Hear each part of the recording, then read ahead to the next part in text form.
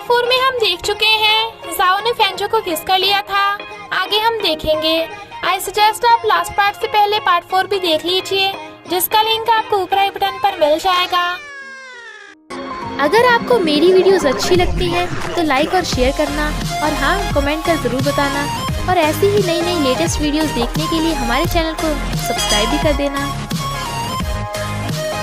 Last part में हम देखते हैं उसकी कार से टक्कर होने वाली थी तो वो उसे बचा लेता है और गुस्सा होता है कि जाओ अपना बिल्कुल भी ध्यान नहीं रखती। तो वो क्यूट बन के उसका गुस्सा ठंडा करने की कोशिश करती है और कहती है, मैंने तुम पे मंत्र पढ़ दिए, अब तुम मुझसे गुस्सा नहीं हो सकते।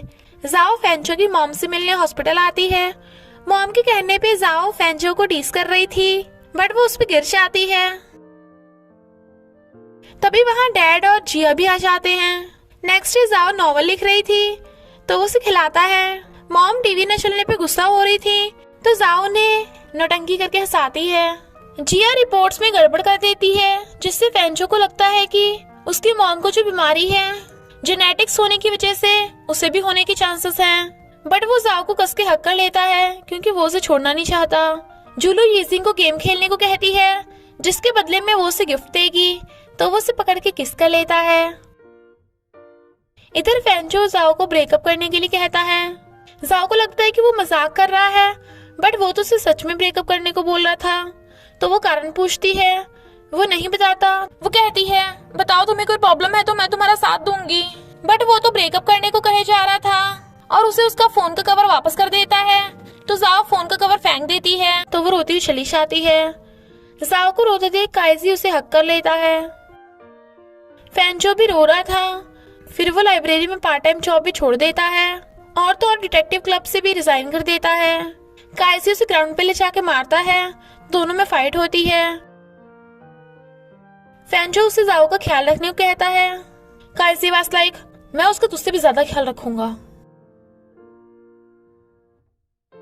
मॉम फेंजो से जाओ के बारे में पूछती है, बट वो झूठ बोल देता है कि जाओ स्टडी में बिजी है। लाइब्रेरियन ने फेंजो को लैपटॉप को ठीक करने बुलाया था, पर काइजी भी वहाँ लाइब्रेरी में जॉब करने आ जाता है। जाओ के हाथ में थोड़ी सी चोट लग गई थी तो फेंजो उसकी केयर करने लगा था, बट वो अपना हाथ छुड़ा लेती है तो काइजी उसे हॉस्पिटल ले जाने लगा था। पर जाओ को फेंजो की मॉम का कॉल आ जाता है, जो उसे लंच पे बुला रही थी। काफी टालने के बाद वो लंच पे चली ही जाती है, पर फेंजो भी वहाँ आ जाता है। मॉम के कहने पे जाओ फेंजो को एप्पल खिला नहीं ठूस रही थी और वो उसकी चोट पे दवा लगाता है, बट वो मॉम को बता देता है कि हमने ब्रेकअप कर लिया। मॉम हैरान थी, बट जाओ रोती हुई चली जाती है। फेंजो वहाँ आता है तो काइजी जाओ को छुपा लेता है, बट वो तो उसे उसका बैग वापस करने आया था। जाओ बहुत रो रही थी और वो कुछ नहीं कर पाता। इधर फेंजो अपनी मॉम को संभाल रहा था। जाओ काइजी को फोन पे बातें करता सुन लेती है कि वो उसे लाइक करता है, बट वो कहता है कि मैं तो मजाक कर रहा था। फेंजो स्कूल से सस्पेंड होके चला जाता है क्योंकि उसे मॉम के ट्रीटमेंट के लिए बीजिंग जाना था। कुछ महीनों बाद जाओ का नॉवल पब्लिश हो जाता है।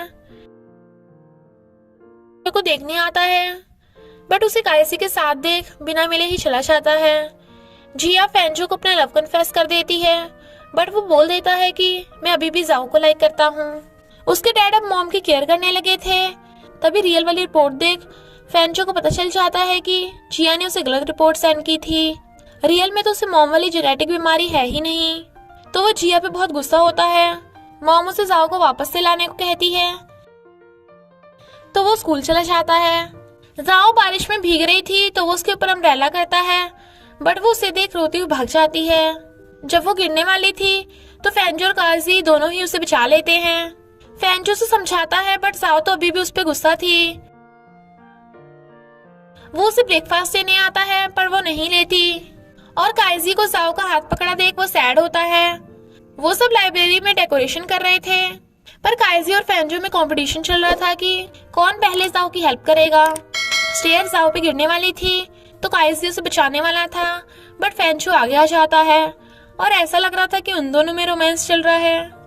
फेंजो उससे एक और चांस मांगता है, बट वो चली जाती है।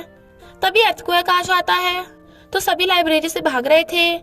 काइजी जाओ को बाहर ले आता है, बट फेंजो जाओ को अंदर ढूंढ रहा था तो जाओ भी अंदर भाग जाती है और काइजी भी। फैंजो उसे बचा लेता है, बट उसकी कमर में चोट लग गई थी। पर काइजी अपनी चोट छुपा लेता है। डॉक्टर जाओ को उसके बॉयफ्रेंड को कपड़ा पहनाने को कहते हैं, पर टी शर्ट पे ब्लड लगा था, तो वो आंखें बंद करके उसे टी शर्ट पहना रही थी, बट उससे गलती से उसके एब्स पे हाथ रखा जाता है। फैंजो खुश हो रहा था, पर वो उसका थैंक यू करके चली जाती है। इधर मॉम जाओ को फैंजो के क्लोज करने का प्लान बनाती हैं और फिर उसे मिलने बुलाती हैं, और जाओ भी उन्हें मना नहीं कर पाती, बट फैंजो भी घर पे आ जाता है। इनफैक्ट मॉम ने उसे बुलाया था, और फिर डैड भी आ जाते हैं। मॉम कहती हैं, अरे फैंजो को तो फीवर है, और मॉम डैड मेडिसिन एक्सपायर का बोलकर फैंजो के लिए मेडिसिन लेने चले जाते हैं। फैंजो बीमार होने का नाटक करता है ताकि जाओ को अपने क्लोज रख सके। रात हो गई थी, पर मॉम डैड अभी तक नहीं आए थे। वो जाने लगती है, बट गेट तो बाहर से लॉक था। वो उसे घूरती है। फैंजो वाज लाइक, मुझे इस बारे में कुछ नहीं पता। जाओ देखती है मेडिसिन तो एक्सपायर थी ही नहीं, तो वो समझ आती है कि ये मॉम का प्लान था, बट वो खुश हो रहा था। वो उसे घूरती है। देन ही वाज लाइक, मुझे इस बारे में कुछ नहीं पता। जाओ के एक ऑर्डर पे वो सोने लगता है। उसकी ईयरफोन लगा देख वो करीब होके सुनने लगती है, बट ये तो जाओ की खराटों की आवाज थी जो उसने रिकॉर्ड कर रखी थी। वो गुस्सा होकर चली जाती है, बट वो जानबूझ के अपना टेम्परेचर बढ़ा लेता है ताकि जाओ उसे छोड़ के न जाए, और उसे पीछे से हक कर लेता है। वो रोने लगती है, तो वो उससे माफी मांगता है, और फिर उससे चांस मांगता मांगता उसे जबरदस्ती किस करने लगता है। नेक्स्ट डे वो स्कूल में जाओ का हाथ छोड़ भी नहीं रहा था, बट जाओ अभी भी थोड़ा गुस्सा थी। वो उसकी हेल्प कर रहा था, बट वो गुस्से से उसको काट लेती है, पर फिर बाद में उसकी दवा लगा रही थी। इनफैक्ट जाओ को डर लग रहा था कि कहीं फैंजो फिर से उससे ब्रेकअप न कर ले। तो फैंजो कहता है, मैं तुम्हें कभी छोड़ के नहीं जाऊंगा, अगर तुम्हें यकीन नहीं है तो चलो शादी कर लेते हैं। वो हैरान थी, बट फैंजो ने तो शादी से लेके बीबीस होने तक का सारा प्लान बना लिया था। जाओ शर्मा जाती है, बट फिर उसे एज ए गिफ्ट उसकी आईज बंद करके उसे किस करती है। फिर क्या जाओ का तो एक रैंडम किसी बहुत है फैंजो को पैशनेट किसर बनाने के लिए। ग्रेजुएशन सेरेमनी का दिन आता है, इसलिए सब बड़े खुश होते हैं। जाओ फैंजो और उसकी मॉम के साथ फोटो खिंचवा रही थी, तभी उसके मॉम डैड भी वहां आ जाते हैं, और डैड गुस्से में और जाओ को फैंजो से ब्रेकअप करने को कहते हैं। वो रोती है तो फैंजो से छुपाता है, बट वो उसे ही मार रही थी ये बोलकर कि इसमें तुम्हारी गलती है। इधर यीजिंग पूरे स्कूल के सामने जुलू को शादी के लिए प्रपोज कर देता है, और वो भी हाँ कर देती है, बट स्कूल वाले उसके पीछे सिक्योरिटी गार्ड्स लगा देते हैं, तो वो उसे लेके भाग जाता है। फैंजो की मॉम ने जाओ के मॉम डैड से बात कर ली थी, पर डैड जाओ को फैंजो को देने के लिए रेडी नहीं हो रहे थे। नेक्स्ट सीन में हम देखते हैं फैंजो और जाओ की एंगेजमेंट हो गई है, बट शादी से पहले उन दोनों का रोमांस चल रहा था, और वो दोनों काइजी को शादी पे इनवाइट करते हैं। फिर उन दोनों की शादी का दिन आता है। जाओ वेडिंग गाउन पहन के आती है, फैंजो से लेने आता है, बट डैड तो जाओ को छोड़ ही नहीं रहे थे। आखिर वो अपनी बेटी को लव जो बहुत करते हैं और कहते हैं, फैंजो मुझे कराटे भी आते हैं। ही वॉज लाइक, ससुर जी आपको कराटों की कभी जरूरत नहीं पड़ेगी। जी अभी उन्हें दूर से देख स्माइल कर रही थी।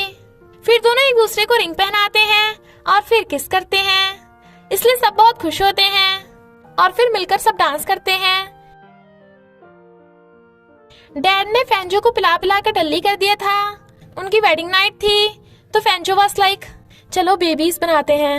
शी वाज लाइक, क्या बोला बे?